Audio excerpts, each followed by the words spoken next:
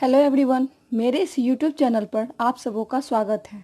आज हम सब अपने इस चैनल पर वर्ग 9 की हिंदी भाषा की पुस्तक के खंड पाठ 1 कहानी का प्लॉट जो शिवपूजन सहाय जी द्वारा लिखी गई एक आंचलिक और मार्मिक कहानी है का विस्तृत अध्ययन प्राप्त करेंगे। उम्मीद है आप सबों को यह वीडियो पसंद आएगी। तो देखिए, गद्य खंड पाठ 1 वर्ग 9 की यह कहानी है जिसका शीर्षक कहानी का प्लॉट, जिसे लिखे हैं शिवपूजन सहाय जी। इनका जन्म 9 अगस्त 1893 ईस्वी और मृत्यु 21 जनवरी 1963 ईस्वी को हुई। उनकी कुछ जीवनी है जो वर्ग 9 में वस्तुनिष्ठ प्रश्नों के रूप में पूछी जाती है। तो देखिए, इनका जन्म स्थान उनवास क्षेत्र बक्सर जिला जो भोजपुर क्षेत्र में पड़ता है 9 अगस्त सन 1893 ईस्वी को हुआ। इन्हें बहुत ही ज़्यादा सम्मानित और लोकप्रिय लेखक के रूप में मान्यता मिली है। जन्मभूमि शाहाबाद बिहार ही हैं और इनकी बहुत सारी रचनाएं रही, जिनमें से जागरण, माधुरी, हिमालय इनकी पत्रिकाएं हैं। देहाती दुनिया इनका एकमात्र उपन्यास है। इनकी प्रारंभिक शिक्षा आरा में हुई। 1902 से 1920 ईस्वी तक ये पत्रकारिता का कार्य करते रहे।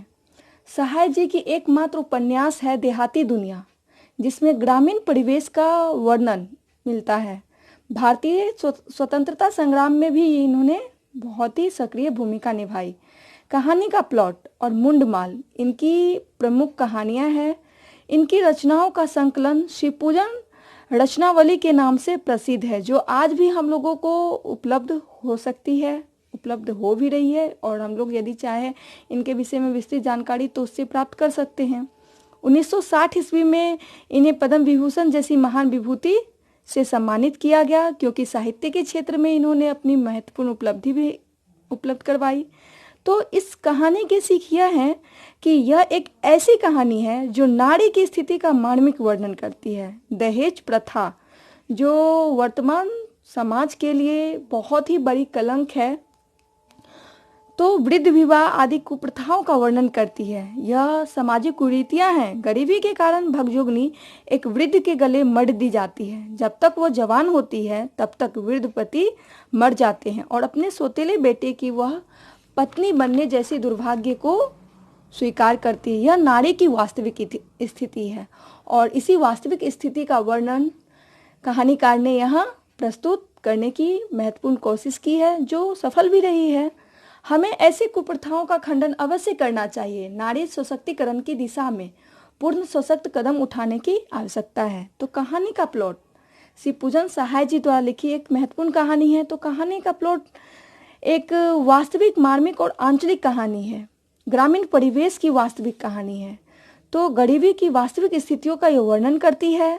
अपने भाई दरोगा की कमाई पर मुंशी जी का जीवन आरामदायक रहता है और जब दरोगा जी जो जितनी अपनी जब जिंदगी में कमाते हैं तो अपनी जिंदगी में ही उसे समाप्त कर देते हैं। एकमात्र घोड़ी रहती है इनके पास, जो बहुत सारे अंग्रेज अफसरों को पसंद भी आती है, वो मांगते भी है। इस वजह से इनकी तरक्की भी रुकी हुई रहती है, तो वे देते नहीं है क्योंकि वो उनकी बहुत ही चहेती रहती है। तो दरोगा जी जितना कमाए सब अपने जीवन में ही नष्ट कर डाले। जिस तरह से फूस के आग का तापना होता है, उसी तरह। तो मरने के बाद एकमात्र घोड़ी ही बची, जो 7 रुपए में एक अंग्रेज अधिकारी को बेचकर श्राद्ध कर्म से के ऋण से मुंशी जी उड़ीन हो पाए। तो अपने भाई की कमाई पे तो वे जीवन भर बहुत ही खुशहाली में जीवन गुजारे, बहुत ही ऐसो आराम में जीवन को भी जिए। और अमीरी जब तक थी तो तब तक मुंशी जी को एक भी संतान जन्म भी लिया बेटा, तो सबका सब सुबह का चिराग अर्थात सब मर गया। और जब गरीबी आई तो कोर्ट में खाज के जैसे एक बेटी जन्म ली और वह बेटी देखिए यहाँ, तो कोर्ट में खाज के जैसे बेटी जन्म लेती है, जो पैदा होते ही माँ के प्यार से टूअर हो जाती है। माँ का दूध तक उसे नसीब नहीं होता। इसका काल्पनिक नाम ग्रामीण परिवेश की कहानी का वर्णन करने के लिए लेखक भगजोगनी रखे हैं और यह ग्रामीण और मार्मिक वर्णन करती है। तो उसे भरपेट भोजन नहीं मिलता। मोहल्ले के लड़कों के पीछे वो भागते भागते चवेने में से थोड़ा चना प्राप्त करती, जो बच्चों के माता पिता बच्चों के भरपेट भोजन के बाद शाम में कुछ हल्का फुल्का नाश्ता के रूप में देते थे। तो भगजोगनी अपने छोटे से मुट्ठी भर जो उसे हाथ में उपलब्ध होती उससे थोड़ा खुद भी खाती और अपने पिता के लिए भी ले आती। और जब कभी पिता से भूख के कारण कुछ मांगती तो पिता की वह स्थिति मर जाने की स्थिति जैसी होती थी। वह अपना पेट जब भर लेती, वैसे तो उसे अपने जीवन में खुशी कभी नसीब भी नहीं हुई, जो ऐशो आराम चाहिए था वो कभी नहीं मिला, और बहुत सारे चीज़ों से वो वंचित रही। सुंदरता तो कूट कूट के भरे हुए थे, पर गरीबी के कारण वो खिल न सकी। बालों में तेल लगाने के लिए उपलब्ध नहीं होता था। बिना दहेज का समाज, कोई भी प्रतिष्ठित व्यक्ति समाज का उस लड़की से शादी करने तक को तैयार नहीं हुआ। यहाँ तक कि लेखक भी अपने प्रिय मित्र सबको बार बार कहते रहे कि हाँ वो एक सुंदर लड़की है, उससे विवाह कर ले, पर कोई तैयार नहीं हुआ। उसके पिता हर वक्त इसी स्थिति में रहते, इसी सोच में डूबे रहते कि कब इस लड़की के हाथ पीले हो और कब वह अपने फर्ज को पूरा कर पाए, अपने जीवन से संतुष्ट हो पाए। लेकिन फिर भी ऐसा नहीं हो पाया तो वह बहुत ही उदास हो गए, बहुत ही मरने वाली स्थिति उनके साथ हुई।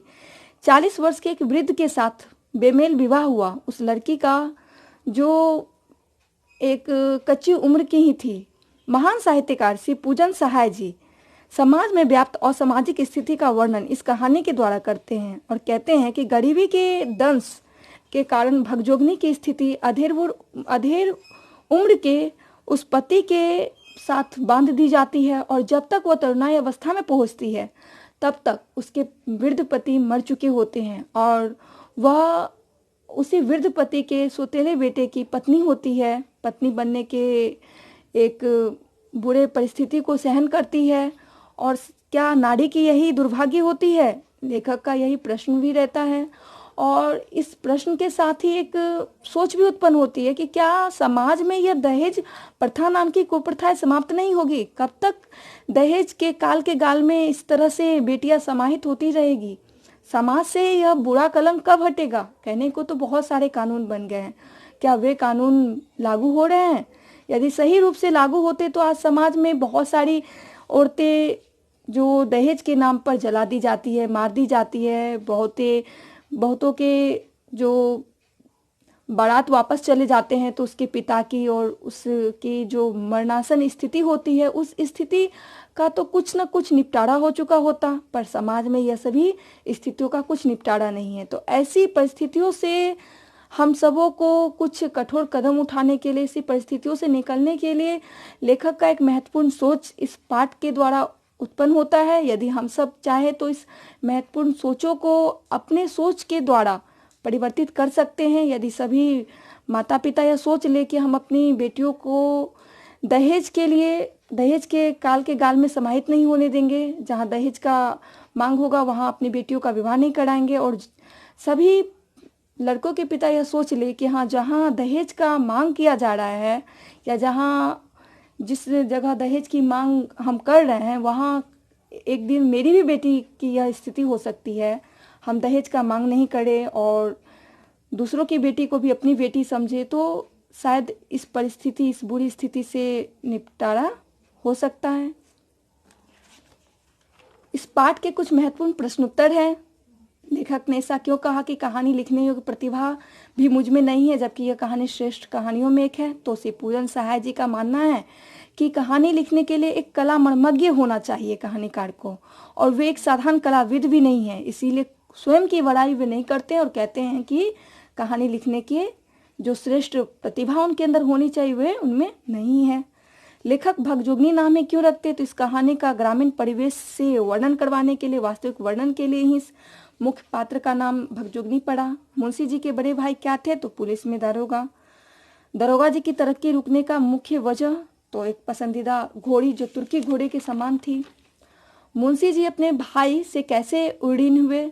तो उस चहेती घोड़ी को बेच करके जो 7 रुपये प्राप्त हुए उनसे श्राद्ध कर्म करके उड़ीन हुए। दरोगा जी की कमाई और फूस का तापना दोनों बराबर है। लेखक ऐसा क्यों कहते हैं?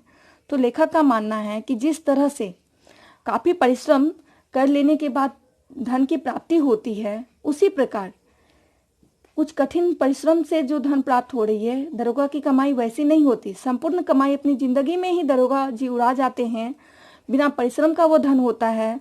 और जिस प्रकार से फूस का ताप क्षण भर में ही समाप्त हो जाता है, उसी तरह से दरोगा की कमाई क्षण भर में समाप्त हो जाती है। इसीलिए यह पंक्ति कही गई है।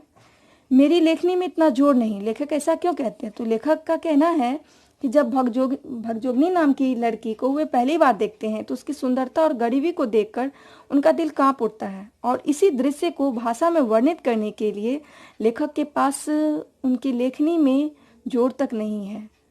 यहाँ कुछ मुहावरे हैं, उनके अर्थ दिए गए हैं, जिसका वाक्य प्रयोग स्वतंत्र रूप से आप लोग कर सकते हैं। यहाँ पाठ के ये सब व्याकरण है। बुढ़ापे की लाठी, एकमात्र सहारा, जितने मुंह उतनी बातें, कई व्यक्ति कई व्यर्थ बातें। विलोम शब्द हैं, उल्टा शब्द जिसे कहा जाता है। यहाँ देखिए कुछ पर्यायवाची है और वचन बदलो। उम्मीद है यह आप लोगों को पाठ समझने में और पाठ के नोट्स तैयार करने में यह वीडियो बहुत ही महत्वपूर्ण भूमिका निभाएगी।